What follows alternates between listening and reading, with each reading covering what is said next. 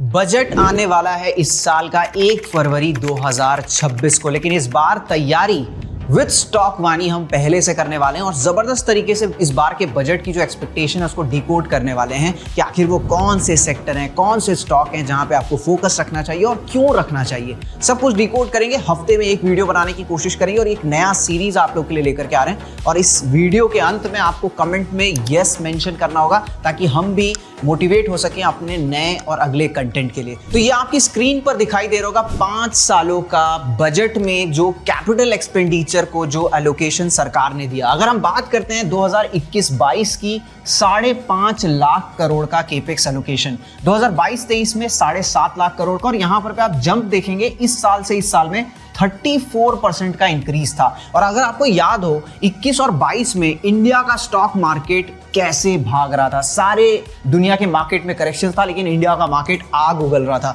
2023 में आते हैं 10 लाख करोड़ का, यहां पर भी हाइक था, लेकिन 2024 में आते आते कहानी बदल जाती है। केवल 10% का यहां पर पे अपने को केपेक्स में हाइक देखने को मिला। इसका रीजन क्या था, रीजन समझते हैं। राइट साइड में आइए, इन्फ्लेशन के आंकड़े 2021 में ये आंकड़ा महंगाई का 5% के आसपास था, फिर ये बढ़ता चला गया 6, 6.5 और फाइनली 2024 से आप देखेंगे कि वही इन्फ्लेशन का आंकड़ा वापस से आने लगा है और इस साल की जो एक्सपेक्टेशन है वो तो 4.5% की महंगाई की है। इससे समझ में क्या आता है, इससे ये समझ में आता है कि जब देश में महंगाई काबू में रहती है तभी सरकार खुल करके केपेक्स कर सकती है, नए प्रोजेक्ट्स चालू कर सकती है, क्योंकि अगर वो महंगाई के समय में नए प्रोजेक्ट्स चालू करेगी तो इंडिया में महंगाई और बढ़ जाएगी, क्योंकि लोगों को काम मिलेगा, लोगों के हाथ में पैसा आएगा और महंगाई हमको अपटिक लेती हुई दिखाई देगी। तो ये वो स्वर्णिम समय है, मुझे ऐसा लगता है, जहां पर 4.5% के आसपास का महंगाई का आंकड़ा सरकार के पास इस बार मौका रहेगा जबरदस्त, क्योंकि वो पिछले 2 सालों से अपने केपेक्स को नहीं बढ़ा रही है।